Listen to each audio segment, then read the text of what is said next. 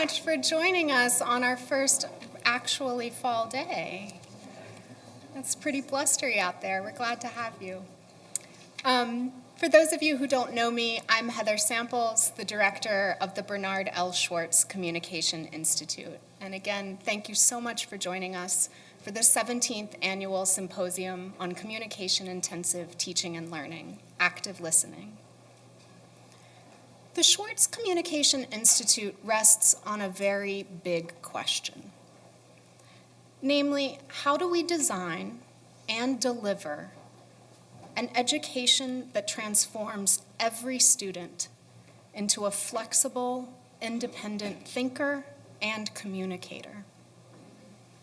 And like all big questions, ours sometimes takes us so deep into the forest that it can be very hard to see anything but trees. But I also feel extraordinarily fortunate to have work that's driven by a truly complex, thorny problem, one that demands our constant intellectual and ethical engagement. In developing the skills and practices of 16,000 undergraduates and their faculty, there is always room for a fresh approach, a new way to understand or see or grapple. So as I share and extend the strategies and resources for communication-intensive teaching and learning, already in our collective toolkit, something that we at the Institute do with many of you in the room every day, I'm also always on the make. Are there frameworks we've not yet tested? How can we look at this differently? What's missing? What goes unsaid in our conversations about writing and speaking well? Over the course of the last year, I started to notice one of those telling absences. Listening almost never came up explicitly. And yet it is inseparable, not only from communication, but the more I thought about it, from the idea of the university itself. Creating new knowledge in ourselves, in our students, in our fields, demands dialogue and discourse, which in turn rely on the ability to ask good questions, alert to the subtleties of the answers we get. Effective learning also requires that we sometimes remain purposefully silent so that others might explore, take risks, and tell us what we cannot know from our own lived experience. In short, when we listen for understanding, we are better positioned to expand and to trouble what we already know, whether as scholars or citizens. Perhaps it's because listening is so inherent to our most sacred projects, the university, maybe even democracy itself, that most of us take it for granted most of the time. Maybe it's because good listening is a feminized skill, the province of empaths and caregivers.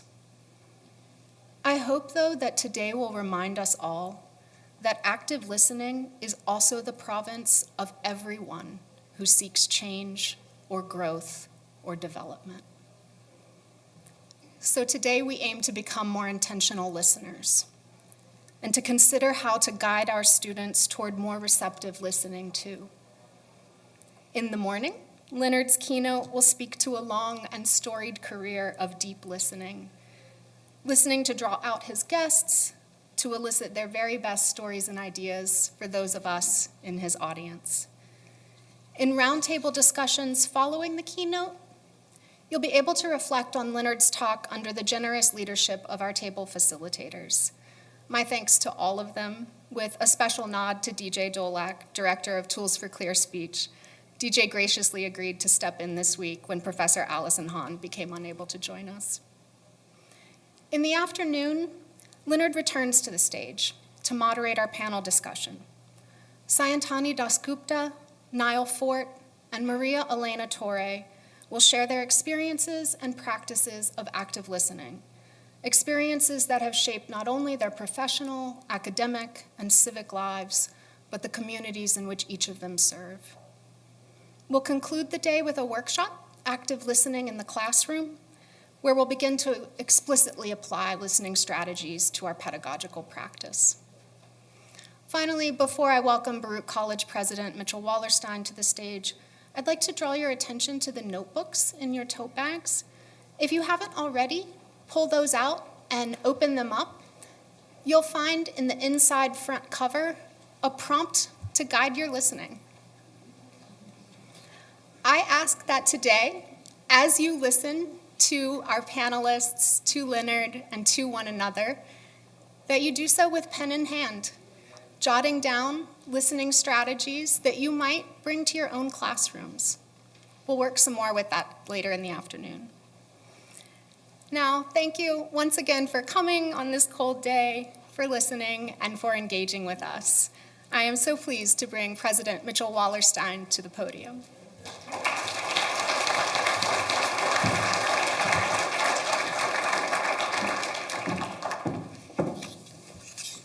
Good morning, and thank you, Heather, for that wonderful setup to what should be an outstanding event today. I'm pleased to welcome you all on behalf of Baruch College to the 17th Annual Symposium on Communication-Intensive Teaching and Learning. The symposium's long tradition is made possible by the generosity of Baruch alumnus Bernard L. Schwartz, whose philanthropy has underwritten this event, and of course the Bernard L. Schwartz Communication Institute, and it has enabled thousands of participants over the years to collaborate with one another and to engage on these issues. Like the Schwartz Communication Institute itself, the symposium fosters reflection on teaching and communication that help our students to acquire skills and habits of mind that will benefit them in whatever career they choose. As an entrepreneur and a civic-minded citizen, Bernard Schwartz has long valued the intersection of professionals and educators. Today, in addition to the many Baruch faculty in the room, we are fortunate to have three panelists, as Heather noted, whose work extends beyond the confines of the university and into the communities with urgent needs. I'm pleased to acknowledge and welcome our afternoon panelists, Dr. Sayutani Dasgupta, Niall Fort, and Dr. Maria Elena Torre, who will share their experiences in transforming medicine, social justice movements, and community organizing through engaged listening. And now it is my pleasure to introduce this morning's keynote speaker, Leonard Lopate, someone whom I have long admired and whose own communication skills are a paragon. As many in this room will know, Leonard Lopate hosts New York Public Radio's afternoon talk show, which is appropriately titled The Leonard Lopate Show. A polymath who seems interested in just about every conceivable subject, Leonard has engaged in an incredible array of guests in conversation about literature, politics, the arts, culture, and food for more than 30 years. From Yoko Ono to Jane Jacobs, Quincy Jones to Barack Obama, Mr. Lopate and his thousands of guests have invited New Yorkers to listen in on stories and personal interviews that not only show us very real people, but also reveal our city in new and surprising ways. His program has garnered many honors, including 3 Associated Press Awards for Best Interview, 3 James Beard Awards for Best Show on Food, my personal favorite, and in 2012, a George Foster Peabody Award for, quote, considering all things New York in lively broadcasts that, like the host, value light more than heat, unquote. I think that's a great description for an award. Before his tenure at WNYC, Leonard Lopate was a CUNY student. He did his undergraduate work at Brooklyn College and was a graduate student in painting at Hunter College. He also makes heresy in this room, but it's okay. He also makes frequent appearances as an interview and moderator at the 92nd Street Y, Queens College, Brooklyn College, and both the New York and Brooklyn Public Libraries, and of course now at Baruch College as well. Based on a lifetime of engagement in public interest with the city's leading institutions of knowledge and culture, he has helped make him the best kind of New Yorker, one who is also a citizen of the world. So on this day of listening to one another and to our communities, please join me in welcoming our Active Listening Symposium's keynote speaker, Mr. Leonard Lopate.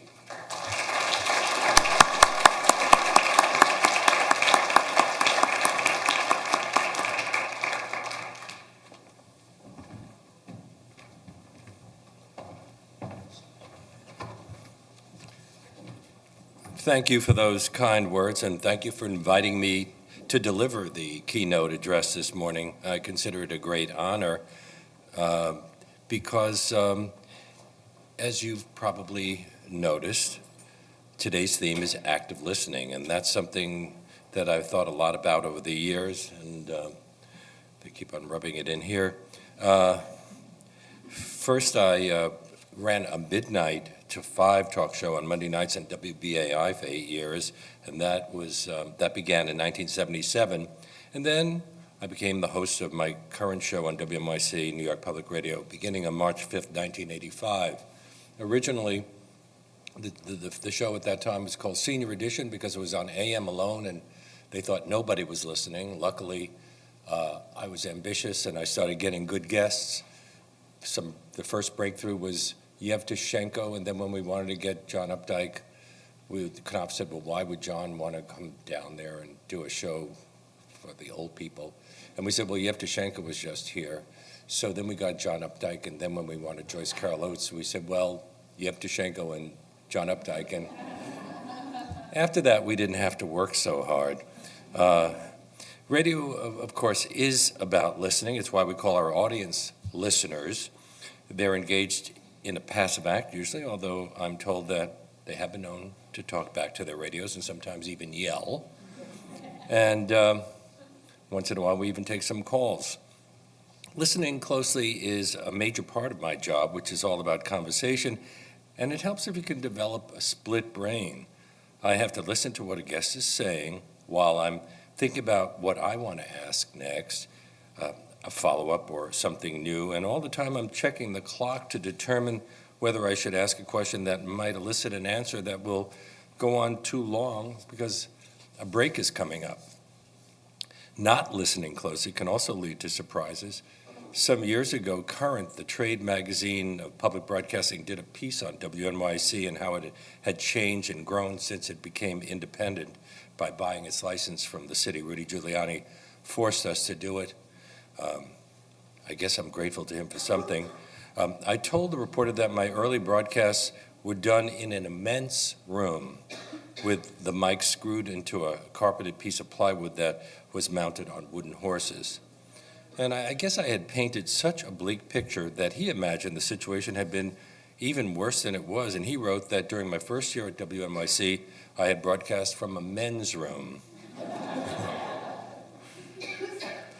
I've had great fortune over the years at my show at WNYC to have spoken with 41 guests who have won a Nobel Prize. And looking over their names this year, Kazuo Ishiguro and Robert Thaler were added to the list.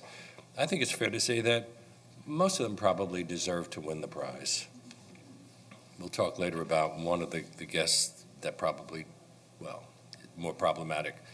Broadcasting from WNYC is a major advantage, of course, because lots of interesting people live in the city and others usually pass through when they want to talk about their book or their movie, their political career, their scientific theory, a concert, a museum show, whatever. And each 2-hour broadcast can feature up to 6 or 7 guests. So multiply that by 20 days each month and then about 48 weeks a year, and that comes to around 6,000 guests a year, and then multiply that over 32 and a half years. I wasn't paid for the midnight show at BAI. It went on from midnight to 5, but I was given a lot of airtime in which to hone my craft. And if you ever want to learn how to handle any challenge a talk show can present, midnight to 5 is a great time to do it. Potential guests are reluctant to come on that late, so you have to entice them. And the callers can be all over the place. A psychotherapist paid me a great compliment at the time. She told me that she thought I might be a natural for her field because I often appeared to be listening to the subtext of the calls as a way of connecting with callers who felt that they just had to talk about something they consider really important at 2 or 3 o'clock in the morning. Of course, a similar dynamic can occur these days when we open the phones during my midday WNYC show. But the difference is a staff member will talk to the caller and try to weed out the crazies. At WBAI, just push the button and hope for the best. Most of our segments are straight interviews or panel discussions without any call-ins, similar in a lot of ways to a college lecture class, but some are designed specifically to elicit calls, similar in spirit to a classroom situation where you want to respond to what's being said. Some of those early morning WBAI callers were really wild, like the call girl who used to phone in to talk about her adventures earlier that night. People assumed that we were having an affair. I never met her, but it was really interesting, and as late night topic, it was very interesting. And then there were the times when Abby Hoffman, who was still on the run from the police, called in from an unnamed upstate location to share his thoughts about current politics and what it was like to live under an assumed name. I've received quite a few emails over the years from listeners who complained that a guest said, like a lot, or I mean, and you know. They're annoyed when a guest begins the conversation with, thanks for having me, and when scientists often begin their sentences with, so. The content of the guest presentation is totally lost on those people. All they hear is the verbal tics, and I don't know what they would like me to do about that. Should I tell the guests that saying like a lot upsets listeners? Just last week, a woman wrote in to request that I advise all future guests that the adverb absolutely is banned from use during their interviews because the word, she wrote, has generated into a verbal tic triggered by virtually any question or comment, no matter how minor, imprecise, or even debatable the matter under discussion. She also asked me to ban, that's a great question, totally, and awesome. Now, when somebody says that's a great question, I usually assume that means that's a problematic question. That's a question that they want to take a couple of seconds to think about before they give me an answer. To be honest, I can also find some of those tics a bit disconcerting, but my job in the end is to focus on the subject at hand and to listen very closely so that I don't miss asking a good follow-up question. I'm sure that you've seen or heard interviews where a guest will say something very provocative and the interviewer just lets it slip by and moves on to the next question that's on the script. But if you're paying attention, it can really lead to all sorts of happy surprises. There are things I try to avoid saying. For example, members of my staff will often write questions for me like, what exactly happened? I know it shouldn't bother me, but why add exactly? Isn't what happened enough? Do they assume that if I'm not that specific, the guest will give me an inexact answer? And I am slightly embarrassed to admit that I have few pet peeves of my own, although I would never correct a guest for calling a lectern a podium, or using the word media in the singular, or saying very unique, or for using less when they mean fewer. Now, why do people call this a podium? The word P-O-D means foot, doesn't it? This is the podium? The New York Times crossword puzzle the other day had podia as a synonym for lectern. Unfortunately, I got it right away.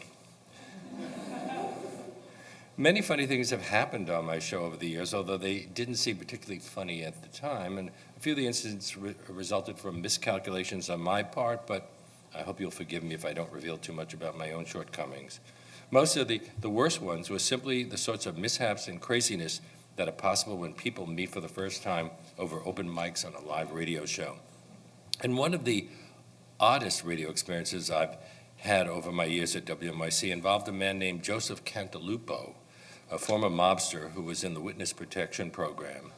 And he was booked on the show to relate his experiences working as an informer on Joe Colombo and his crime family for the FBI, while he continued to conduct his own criminal activities.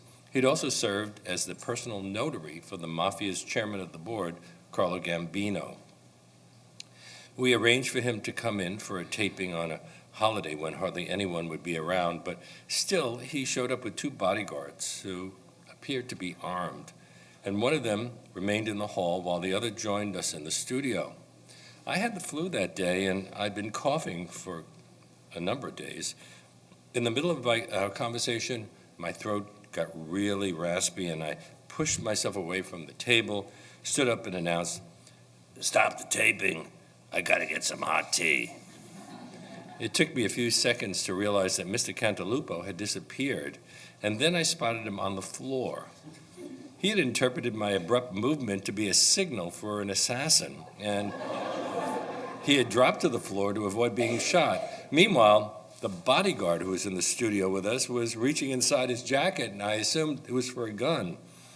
In the end, no shots were fired. I got my tea and finished the taping, but every so often, I've come to wonder how close I may have come to being killed, and I wonder if there will ever come a time when Mr. Cantalupo will feel secure enough to stop throwing himself on the ground every time someone near him moves in an abrupt way. I mean, I could just see him having a meal in a restaurant in Phoenix or wherever the people on the witness protection program go. By the way, he dressed just like a mobster. He looked like he'd come straight out of The Sopranos, and I would have thought that if I were hiding from the mob, I would have grown a long beard, wore blue jeans. Anyway, it's really impossible to conduct a talk show without developing a slew of theories and strategies, even though it's usually best to not to consciously employ them when you're in the midst of an interview. The first rule, and you learn this very quickly, is you got to make your guests feel as relaxed as possible and find a way to engage them, no matter how nervous they remain, in ways that will encourage them to open up. This can be a real problem with people who are going on the air for the first time, and with novelists who have just begun their book tour after writing for years, cooped up in a small room. Actually, most guests want to make a good impression, and some are very good at the game, and that's why media-savvy pros like Dave Barry and Joy Behar are such popular bookings on talk shows all across the country. But if I invite too many of those sorts of guests to my public radio show, I can expect to receive angry letters from listeners who insist that every segment should be really serious. There's a tendency for teachers and people in my profession to think that their jobs require them to be experts on whatever topic that they're dealing with, but you can carry on an intelligent conversation on any subject, whether it's politics, a work of fiction, or string theory, if you know how to put people at ease and ask questions that will elicit a revealing response. So I try to ask how and why questions that require a certain amount of elaboration in the answers, rather than questions that can be answered with a yes or no. And I try to avoid direct confrontation with my guests. I'm amazed more people in my business haven't realized that flinging down the gauntlet at the start of an interview will elicit little of value. I prefer to work my way up to the really tough questions with as much subtlety as I can, the iron fished in a velvet glove approach. For example, I would never begin an interview with Henry Kissinger, as some have, by saying, "You've been called a war criminal." By the way, he was one of those Nobel Prize winners I was thinking about earlier. As tempting as saying something like that may be, you can be sure that all you're going to get after that is the equivalent of name, rank, and serial number. But that doesn't mean I gave him a softball interview. In our discussion about the time he served as Secretary of State for Gerald Ford, I asked him, in the most courteous way possible, of course, about, among other things, leaked memos about how he dealt with the overthrow of Allende in Chile, about U.S. policies in Central America, and about Indonesia's invasion of East Timor, citing documents and historical facts to back up my questions, and he was not pleased. So I was surprised when, some years later, he agreed to come on again to talk about U.S. relations with China. After he settled himself into his seat, just seconds before we went on the air, he smiled at me and said, I'm here because my physical therapist is your biggest fan. So sometimes you are not the determining factor. The off-air exchanges with a guest before we go on can turn out to be fascinating and prepare you for what's going to happen when you do go on the air. For example, the time Barbara Streisand and I talked about growing up in Williamsburg, Brooklyn, and attending competing high schools. And she probed a bit more about my background. This is all before we went on the air. And then she finally got to the question that was really on her mind. Are you Jewish?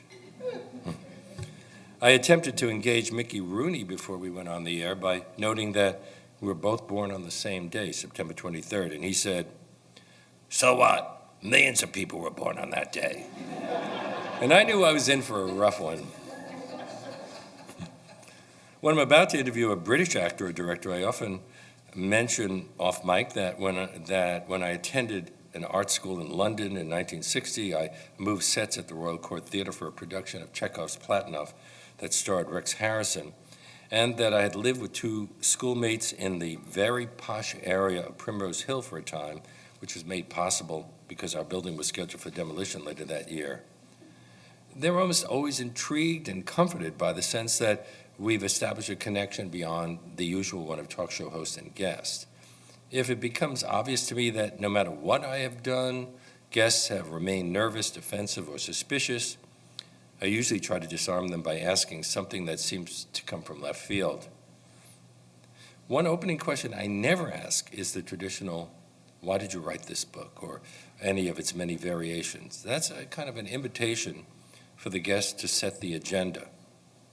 Some of my happiest moments have come when an unexpected detail was dropped into my lap, something I hadn't heard or read before, and that came out of just the comfort of the conversation. Francis Ford Coppola must have found me engaging enough because from out of the blue, he launched into an explanation of why in the film that we were discussing, John Grisham's The Rainmaker, he chose to shoot the meeting between his hero and heroine in gray tones. And he talked about how he had achieved a growing sense of claustrophobia in the courtroom scenes by gradually lowering the ceiling from 18 to 8 feet as the trial progressed.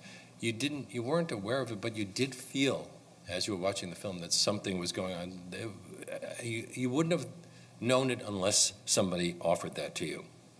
It was really a surprise gift and provided a wonderful insight into the visual tricks that a director can employ to make a film script feel more effective.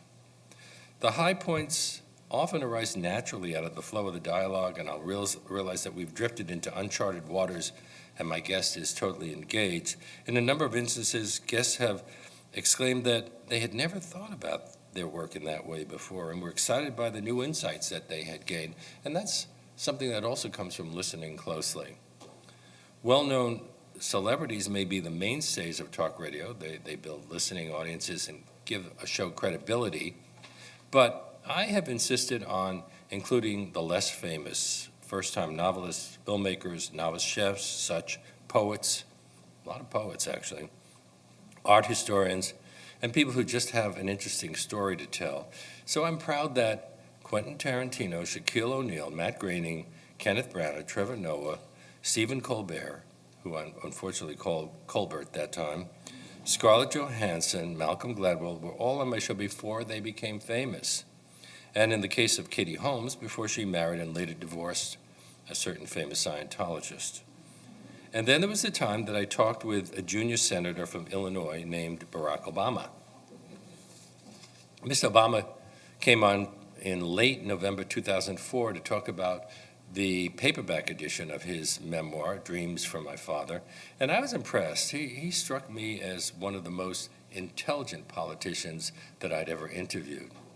My final question was about rumors that he was being considered as a possible presidential candidate, and he said, "It's a pretty big leap." I'm not going to do an Obama imitation, by the way. I don't do a late-night comedy show. "It's a pretty big leap. I'm ranked 99th in seniority in the Senate. I'll be sharpening pencils for a while and carrying the bags for Carl Levin and Pat Leahy for a long time before I ever think of running for president." And of course, it wasn't all that long after that he announced that he was making a run for president. Joe Biden was a guest during the 2008 primaries, and I jokingly said, I'm sure you're going to win the Democratic nomination for president, but if you don't, what do you think you'll be doing in the next few years? And he gave me a hard look and said, you know, Leonard, no one likes a smart ass.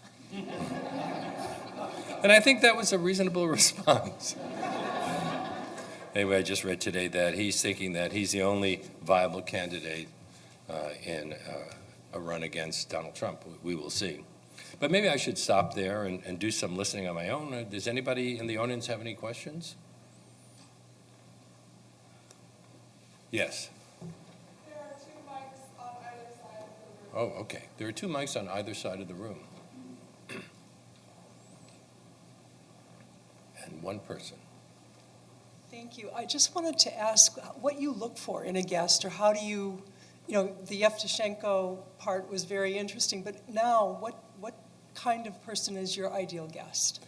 Well, it varies. If somebody's really famous, of course, that automatically makes them somebody you'd want to talk to.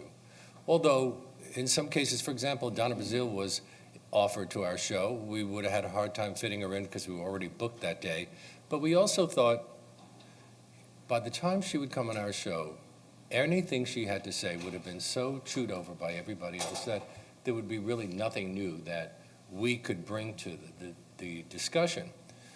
We are looking for people who are talking about things that you kind of know a little bit about, but don't necessarily know a lot, and I'm able to give them 20 to 40 minutes of airtime so we can dig a little deeper.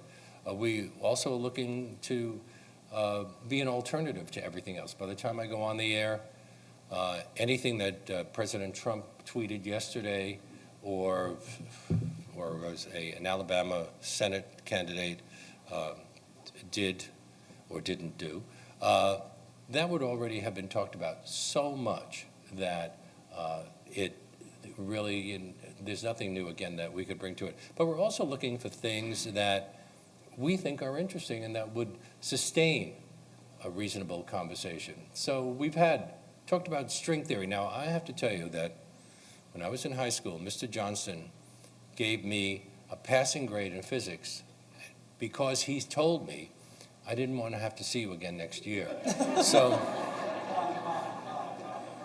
I am stunned that I've had reasonable conversations on complicated issues like that and what's going on, supernova, et cetera, et cetera. But in the end, this is exactly what we're talking about here. If you know how to ask a question, you don't have to know the answer. But if you know how to ask a question, then you're going to get something interesting, and we hope that it will be illuminating for the audience. Thank you, sir. Yes. So I just wanted to say I really love your show, but that's not my question. Oh, thank but I you. wanted to say that. And I also wanted to introduce myself I'm Jennifer Mangles from Psychology, Chair of Psychology. And I listen to your show actually quite a bit while I'm writing, which is interesting because I feel like it elevates in some ways my writing. At the same time, I'm not really actively listening all the time. And in fact, somebody at my table asked me, well, what I was listening yesterday, and he said, well, what did he talk about? Who did he interview? And I said, oh, it was a woman. You drifted in and out, which is something we can also talk about. Yeah, but my question is actually, when you do an interview, do you have an agenda that you feel like you need to accomplish from start to finish, or do you sort of start someplace and sort of let things sort of go freely from that point on? The second. I really don't have an agenda. I am not working for Fox. I'm working for WNYC Public Radio. Bring in interesting people, find out what they have to say. I usually say before a complicated interview, please, if there's something that I don't ask you about, but that you think is important, please say it, because we're here really to find out what you are all about, not what I'm all about. So Thank you. That's why my name isn't Sean Hannity or Bill O'Reilly. Thank Yeah. God.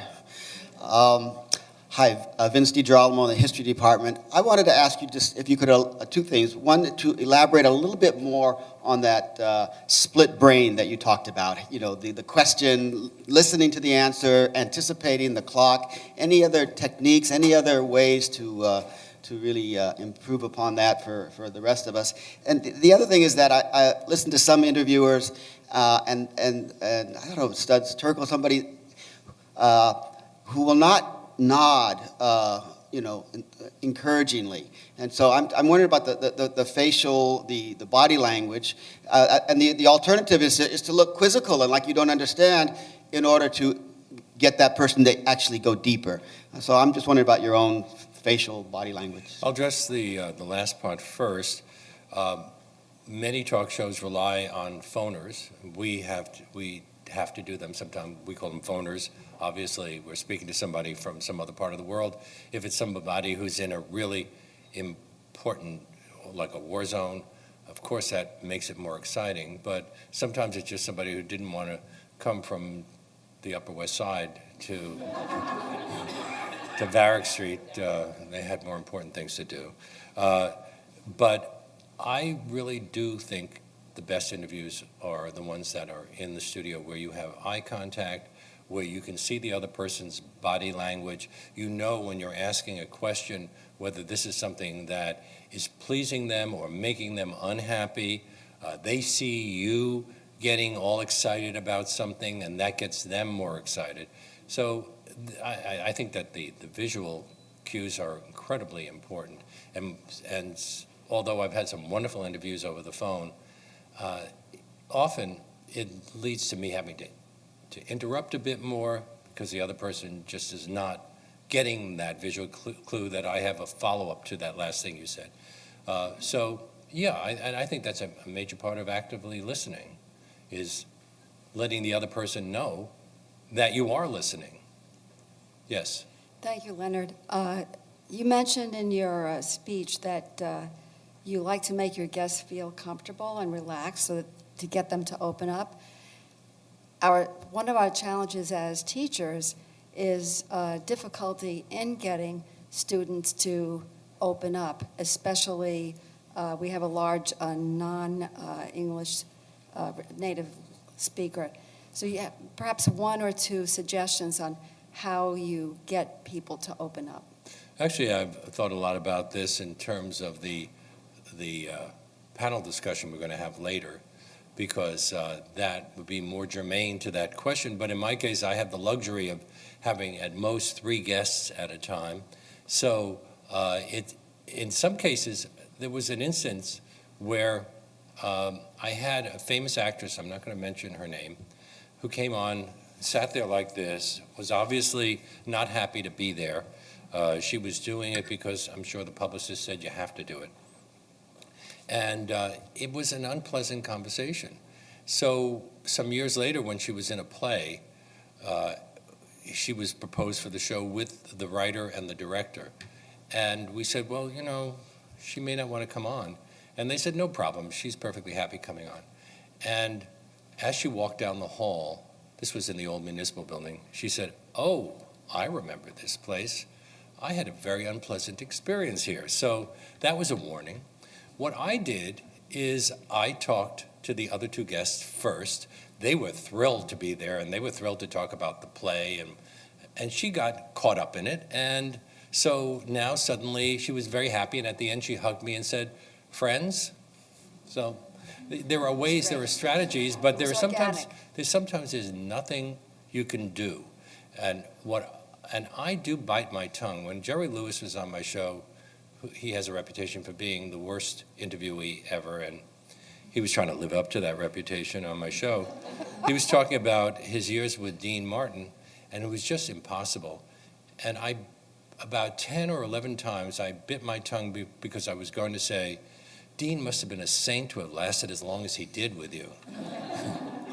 But then I decided, what would be gained by that other than me getting, having a little victory? Thank you. As far as working with with students who come from different cultures, I'm fascinated by that, and sometimes it actually comes up in my show where I will ask a question of somebody who comes out of another culture, who may very well understand the question differently than it was intended.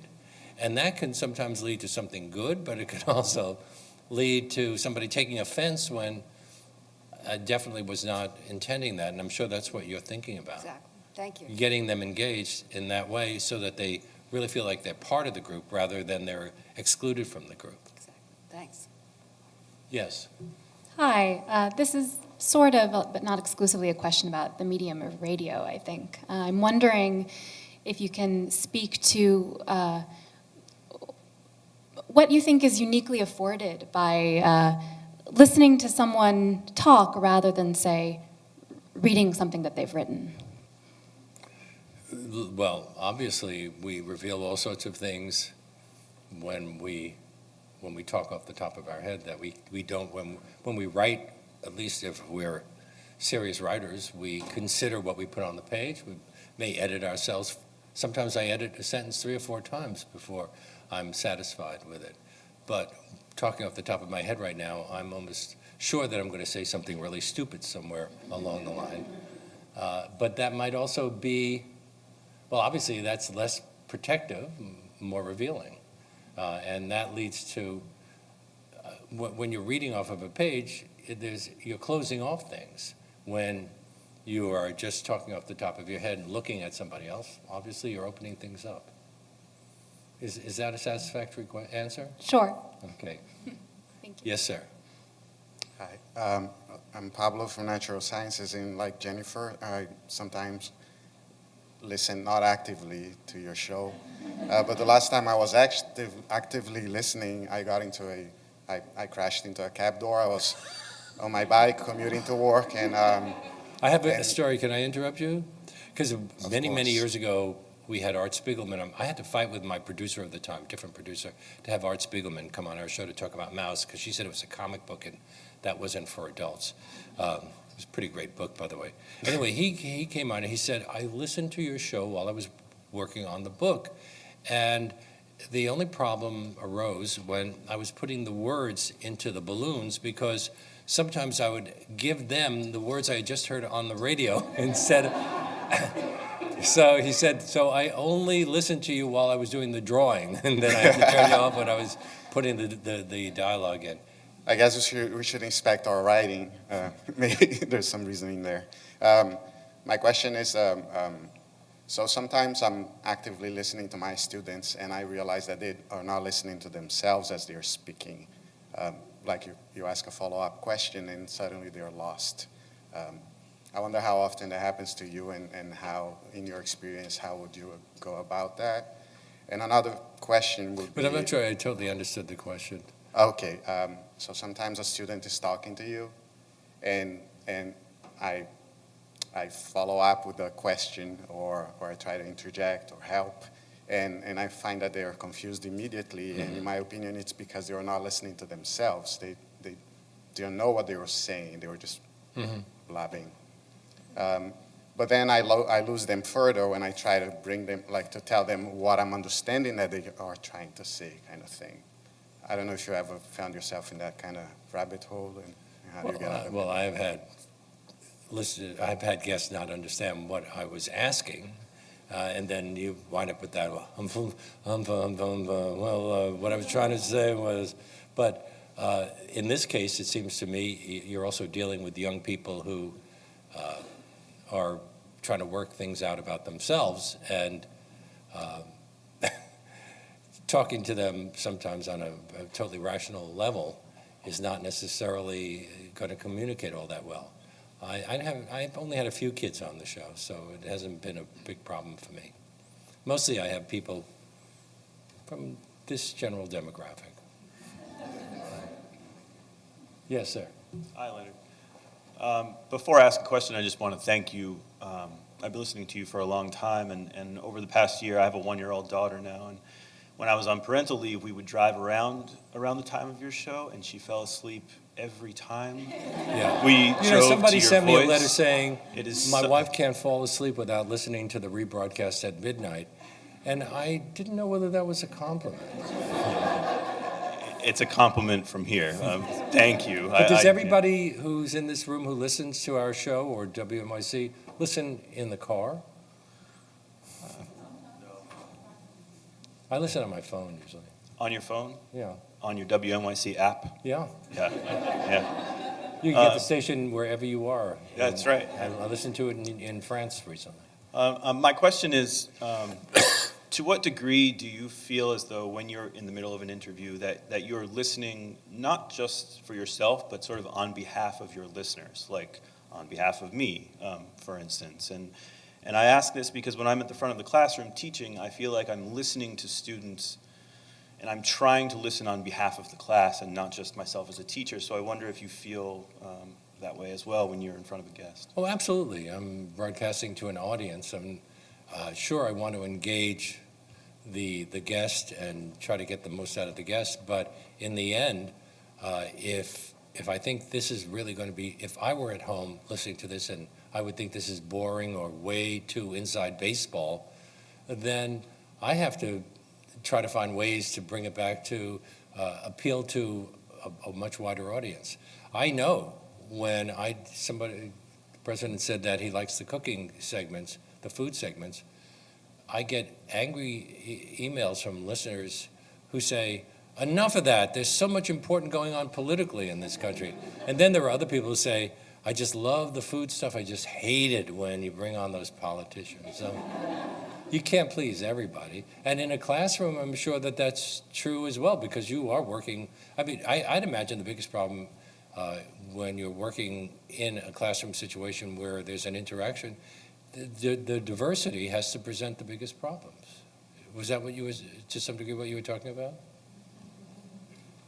Yes. Okay. It was, but I wonder, because when I'm listening for my students, I'm wondering the follow-up questions that I should ask to help them better understand. Well, maybe you that's bring them not into the same. conversation. Yeah. I mean, well, that's what I do sometimes when we have a guest who would also be helped by inviting the audience in. I invite. Do you have any questions about such and such? What's confusing you about why the war in Afghanistan is going on so long? Thank you. I'll call you next time. I appreciate it. Hi, Yes, this is sir. kind of a follow-up. So did you ever do the show before an audience in person? And do you think that would change the show if you had an audience? We've done the show before an audience in the green space any number of times. I'm about to do one with an incredible cast. We have people from a number of Broadway shows. Before the band, what is it called? The what? Yeah, the band's visit. We're going to have a performance. We have Tony Shalhoub from that, but we have people from a whole bunch of. It's a kind of an all-star cast, and that's kind of what you want to do when you're doing a live broadcast, because you want to have an audience that gets excited. But I have done so many live appearances at the Y and elsewhere. Queens College, I did a series for about 15 years before an audience. And the audiences, actors will tell you, the audience plays a role in the performance. If the audience laughs at something that one of the panelists says, or the guest, you can be sure that somebody's going to go for a lot more laughs after that, because in fact I once interviewed Nadine Gordimer before an audience. I've never thought of Nadine Gordimer as somebody who was funny, and after she said something that got a laugh, she became a stand-up comic. Another one of my Nobel Prize winners, by the way. Yes. Do you recall if Malcolm Gladwell said anything unusual or provocative? Now, I'm not sure I should answer a provocative question like that. But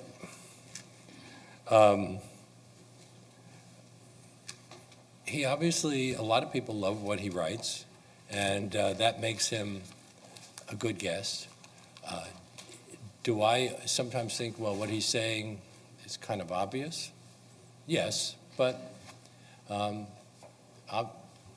he sells a lot of books, so other people obviously find it really fascinating and revelatory. I'm not sure that's, please don't ask me to judge other guests, okay? Go ahead. Hi. I'm wondering how often it happens that you ask a guest a question and their response is something like, I don't know. And if they do give that response, what are your strategies for moving the conversation forward? It happens very rarely because people almost feel that they're under pressure to always sound like they know something. But yeah, once in a while they do. And then you just simply move on to the next thing. It's obvious they don't know the answer. I'm not going to protect them, but at the same time, I'm not going to rub it in. Does this come out of some classroom experience? Well, I was just thinking that in the Because classroom... all of your students are going to say, I don't know. You know that. Well, right. In the classroom, you get you don't get people saying, I don't know. You get a silent room, which is different than the radio. That's because I was I was the one who's always like this. Teachers ignored me because they found it annoying. Yes. Good morning. My question is more about interviewing and less about teaching. So I'm curious, how quickly in an interview do you know if someone is an introvert or an extrovert, and how do you change your tactics to get information from them? Well, you know if somebody's, as I said, I do first try to engage them if I can before we even go on the air. We only have a few minutes, but you get some sense of who they are. But it's the nature of the answers. If they are giving you guarded answers or very brief answers, well, then you have to figure out how you're going to get them to open up a bit, and that's where you suddenly have to become a psychologist. You have to think of that question that's going to touch a nerve. It's not so easy, but we all have that ability. The question that's going to touch a nerve and get them to realize that we're not just doing the superficial, I can get through this in 15 minutes and then go home. And I fail. I'm sure that if you've listened to enough shows of mine over the last 32 plus years, you know that there have been a fair number of duds. That's just the nature of it. Some guests I used to say, when the interview goes poorly, the guest was bad, and when the interview goes well, I was brilliant. But it actually is kind of the other way around. A guest, just by being really forthcoming, the ones who are best are the ones who tell stories. They understand how to tell a story. The worst ones are the ones who answer yes or no, or do the opposite and just go on and on and on and repeat themselves and force me to interrupt them. And then people in the audience get upset. Lope's interrupting this guest so much. Let her talk. Let him go on, although I thought it was kind of boring at that point. Yes, sir. Oh, yes, ma'am. I'm sorry. Leonard, you mentioned earlier that you like to work your way up to the toughest questions or the most provocative questions. Yeah. Can you tell us a little bit about what signals you're getting from a guest that you can push just a little bit farther, or you can nudge that boundary a little bit more into their vulnerable place? The first time I really thought about this was with Elia Kazan, the great film director. I'd heard a whole bunch of interviews with him where people said, you spoke before the House Un-American Activities Committee. And then, from then on, of course, he was defensive. So my thinking was, let's establish this career, this immigrant who then went on to become a major figure in New York theater and then in films and made some of the greatest movies of all time. And so when we got to the point where I asked him about the testifying before Congress, he felt that he had established all his bona fides and that the audience would understand why he was in a situation where, whether he made the right decision or not, where he felt he had to do that to protect himself and his career. I didn't excuse it, but at the same time, I think that he was very happy to open up about it, and he talked a lot. He said a lot more than he was saying to some of the other people. Thanks. Does that make sense to you? Yeah, totally. Totally, Yes? absolutely awesome. Go ahead. Hi, Mr. Lopate. Thank you for being here. In your many years of interviewing experience, I was wondering if you've ever come across guests who, for whatever reason, have tried to turn the interview around on you, maybe as a deflection tactic, or maybe they had genuine interest in you. How far are you willing to go with that? Like, how much of yourself are you willing to share? And what are some strategies you use to set boundaries to get the focus back on the guest? It's happened. They'll suddenly ask me a personal question. And depending on how personal and what it means, like once when I was interviewing Shirley MacLaine at the 92nd Street Y, she suddenly asked me, is the woman you were with of an appropriate age? And I thought, that's rather hostile, unnecessary. But that was a warning. My answer was yes. End of discussion. I wasn't going to go into start explaining the age difference and all the rest. But I think that once you realize that you're dealing with that kind of a thing, and usually when people ask you those questions, well, some of them are asking in a friendly way. Have you also been to blah, blah, blah? Just answer it in a friendly way and then move on to what you want to talk about. One of the advice that I got when I first started from somebody who was a wonderful broadcaster, I was at BAI, and she said, what you should do is have some kind of a sense of a thread line that, so the guest comes in, you say, what did you have for breakfast? What did you do when you arrived at work? She said, you can digress once in a while, but then get back to lunch and then after lunch and all that.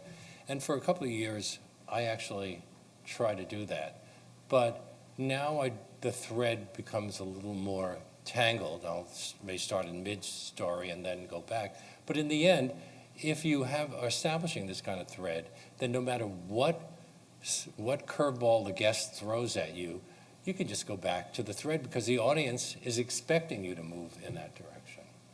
I don't know if that works in a classroom, but do students ask you embarrassing questions? Well, I'm an advisor. I'm seeing a lot of heads nodding yes. Yeah. I'm an advisor. What kinds of questions? I don't teach a class, but I work with students one-on-one in an advising and counseling capacity, and it happens frequently. Thank you. Thank you. Yes. You again. I got excited by okay. that question, so and it was my original one, and I'm not shy anymore. But you can certainly decline to answer. If you believe in a stupid question, what was your stupidest question? Oh, God. I don't write down the stupid questions. Years ago, when I first started, I would go, I was doing that show from midnight to 5. So I'd be exhausted. You'd think I'd fall asleep immediately. But all I would do is mull over all the missed opportunities, all of the things that could have been done with a guest or during a call-in segment. And then one day, I realized that I just had to forgive myself. I had to assume that this is always of the moment, it's spontaneous, and if you mess up in some way, just move on, and tomorrow you'll fix it in another way. Otherwise, you can just kill yourself. I don't know if you bring home all of those missed opportunities after a day of teaching. If you do, you know that it can really depress you, don't you think? Yes. Well, yes. Well, I guess that's it. Is that the last question? Okay. Anyway, thank you all. I hope I gave you the answers you wanted to hear or helped you. And if I didn't, I'm going to go back to my table and think about all the missed opportunities. And is there any wine in the house?